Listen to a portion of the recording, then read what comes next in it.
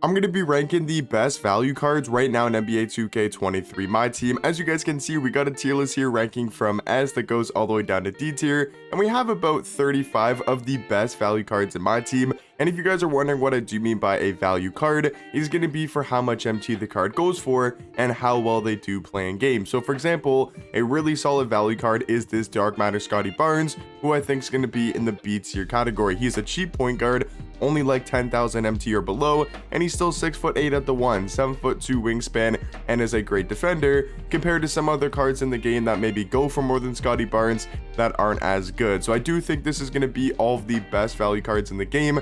You know, maybe some more expensive ones, like we got Endgame D-Rob on here, who's yes going to be really expensive, about 250 to 300k, but that Endgame D-Rob gives you so much value with how good of a card he is, potentially being the best endgame. Now AK-47 I think is probably either high B or low A. I'm gonna say the fact that he can play the shooting guard position, being a 6'9" shooting guard, I think I'm gonna give him the A tier category. We know AK is still gonna be a top tier defender with pretty much perfect stats, badges, and also tendencies, and then AK still got that top tier jump shot with the O'Shea base, the Miles Bridges upper on very quick timing, and then does have the tray escape, the tray size up, and the tray fade as well. So really good guard sigs and a really good fade for AK. So I'm gonna give him that A tier category alongside Amen Thompson.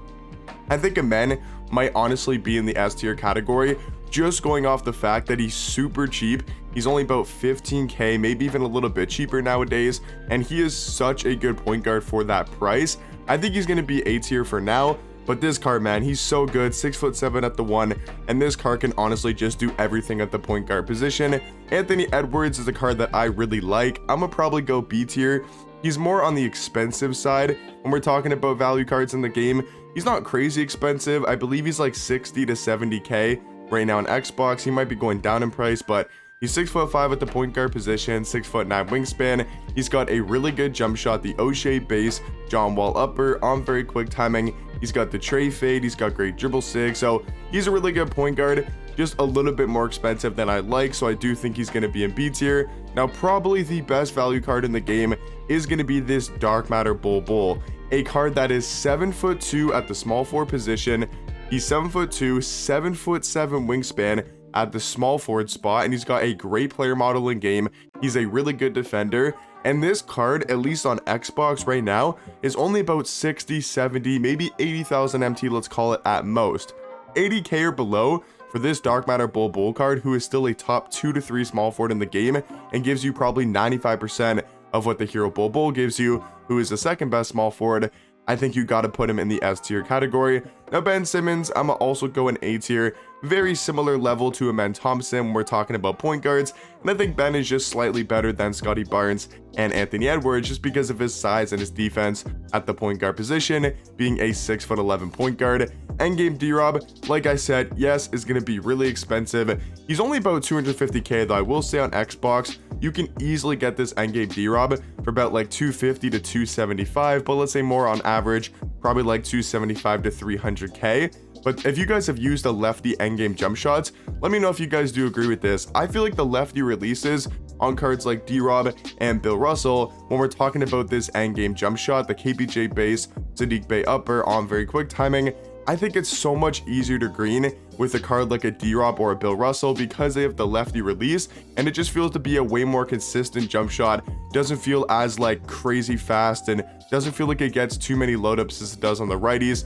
So that's why I really like D-Rob, and I think yes, he's expensive, but I wanted to have some more expensive value cards, you know, on this list. Guys that, you know, if you're building a God Squad or building a really expensive team, you can know some really good value expensive cards in the game, just so I'm kind of, you know, covering every single price tag when we're talking about value cards. But yeah, D-Rob, really good for his price, even though he's expensive. I think he's going to be an S tier. Big Z, probably like B. I would say high B tier. Now he could be A tier just on his value, and the reason why he's so high value wise is because he's a 7'3" small forward shooting guard card, 7'6" wingspan, and having that size, able to play the 3 and the 2, just opens up the doors for so many different lineups in the game. So that's why I'm saying he probably could be A tier, but I think for now he's going to be in the B tier category. Radiant T-Mac, I feel like got to be an S. Such good value for a top tier shooting guard, a card that is still elite on offense, a really good jump shot with that KPJ base, Oscar upper, one of my favorite jump shots in the game, might even be my favorite jump shot right now on quick timing. And then he does have very solid dribble six, he's got the front clutches, so scoring wise, scoring the ball, T-Mac can do everything on offense and is a very solid defender, being 6'8" at the shooting guard position. Bill Russell I think is going to be our first C tier card. Not to say that Bill Russell is bad by any means, he's still a really good small forward on defense and still a great lockdown. It's just for his price, you can get much better small forwards, you know, in the game, and there'll be a couple better small forwards in the B and A and maybe even S tier category. Now looking at Steph Curry, he's going to be in D tier. I wanted to have some examples of like a bad value card, right? So I think Steph Curry is probably one of the worst value cards in the game because you can get his endgame for completely free, who I think is a whole lot better. And this card still goes for like I think 30k or 40k on Xbox just because his name's Steph Curry. So I think value wise, he's not going to be a good card. Now he's not bad, like he's still a really fun point guard. If you have this card and you really like Steph Curry, you can still cook with him, and he feels the most like a Steph Curry card. So if you want to use Curry for Curry, then I would use his invincible card. If you want to use the better Curry card, I do think it's going to be the endgame version. So instead of, you know, buying this Curry, just get the level 1 Curry and you can use him in game and he'll be a whole lot better. So I wanted to have some examples of a bad value card, and I do think Invincible Curry is one of them. Just for his price, not that great. I think Mark Eaton got to go at least in the A tier category, maybe could be S, because there's really not too many great tall centers in the game, right? If you don't have Manute Bol, which most people don't, if you don't have Yao Ming, the hero version, I mean, you could get the Dark Matter or the Galaxy Opal, he's now dropped a ton in price. Or if you didn't get Rick Smith, you know, as that free center card in season 7, I think it was yeah, it was season 7. Like if you don't have those 3 centers, your next best option for a giant true center in the game is probably Mark Eaton, and he's only about 40 to 50k, so he does bring great value in that respect. So I do think he's going to be A tier. Penny Hardaway, I think could be in the S tier category. The only reason why I'm not going to put him in S is just because of his price. He is a more expensive, you know, value card in the game. I still think he deserves to be on this tier list because he is so good at the point guard position. He's 6'7" at the 1, 6'10" wingspan, and this card's got an elite level jump shot with that D Rose base, John Wall upper on very quick timing. He's got amazing dribble six. He's got the Dame behind the back, Trey escape, Steve Francis size up. He could drive to the basket. He always moves so quick in the game, and I think he might be probably the best or one of the best point guards on this tier list. I just don't know if you can put him in the S tier category, mainly just due to his price being a little bit more expensive, right about 90,000 MT. Taco Fall, I think you might go S tier. I'm gonna go high A tier for Taco for now. A really good 7'6" power forward, 8'2" wingspan. We know what Taco Fall can do on the court, just be a glitchy, overpowered power forward with his size and his player model. Kevin Durant, I think you got to put in S tier. A very similar situation to D-Rob, where I don't see us getting a better shooting guard. You know, I don't see us getting a better shooting guard in a while when we're talking about end games than Kevin Durant, because he's 6'7" at the 2, 7'4" wingspan. So how do you really make a better shooting guard when all these end games are going to get the same jump shot? Now, if they were to change the release, then that's where KD could maybe fall off a little bit when we're talking about the best shooting guards. But once again, you were able to find this card, maybe not anymore, but you were able to find this card for like 150k on Xbox right around the time the endgame option pack got leaked. So that was like the perfect time to buy him. I still think he's around 250k or below, and I think he's a great pickup because he's going to be probably a top 2 to 3 shooting guard for pretty much the rest of the year, and that is really good value when we're in July. Now Rudy Gay I think is probably B tier, a solid value card in the game. He's 6'8" at shooting guard, really good defender. He's got the size and a knockdown jump shot. Danny Granger I think is a top tier shooting guard, very similar situation with a Penny Hardaway. I think they have the level to be an S tier, but Granger goes for a lot more MT than Tracy McGrady. I'm kind of balancing the level of play and also the price tag. So I think Danny Granger is a better card than the Radiant T-Mac, but the thing is that Granger goes for like 60, 70, 80k more MT, so I do think he's going to be an A tier, but him and Penny Hardaway are elite level cards. Jonathan Isaac, I'm gonna probably go B tier, just because of his size at that small forward position. He's still 6'11" at the 3 and is a great defender. Jalen Williams, Anthony Davis, I think are going to be the perfect examples of just not great value cards. Like if you're looking for a power forward, there's so many better options out there. If you're looking for a shooting guard, just go get yourself a Rudy Gay. I think he's a whole lot better, right? AK-47, Danny Granger, those cards are way better, and some of them are a ton cheaper, so I do think those invincible cards really just aren't going to be that great value. Now, talking about Nikola Jokic on the flip side, I think he's going to be an S tier.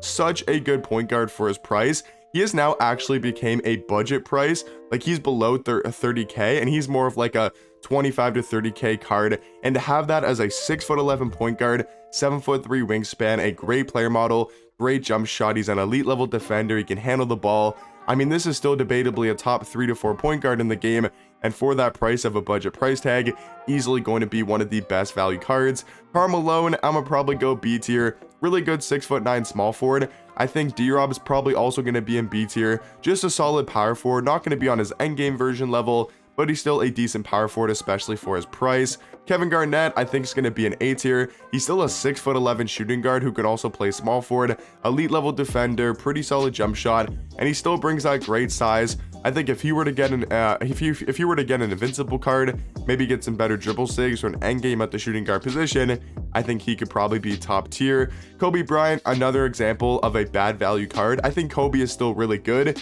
Just because they're necessarily a bad, or just because they're a bad value card doesn't necessarily mean they're a bad card. It's just for Kobe's price, right? I think Scotty Barnes is a better point guard. I think, you know, Anthony Edwards is a better point guard. I think Penny's a better point guard. Ben Simmons, Amen Thompson, right? That Nikola Jokic. I think those cards are better and also a lot cheaper. So that's kind of the example of a bad value card compared to a good value card. Kristaps, probably A tier. He's still 7'3" at that center power forward position, right? He's super cheap, about 25-30k on the auction house. So I do think he's probably going to be an A tier. This Luka Doncic, I'm gonna go high B tier for Luka. I still think he's a great offensive point guard and potentially could be in the A tier category. This Dark Matter Yao Ming, gotta go in S tier. Really good for his price, right? Still a top tier center in the game. So I think you gotta go Yao in S tier. Ralph Sampson, I'm gonna go like a tier below Mark Eden, probably in B. He's still really good for his price. Once again, there's not too many great mid-level centers or budget centers in the game.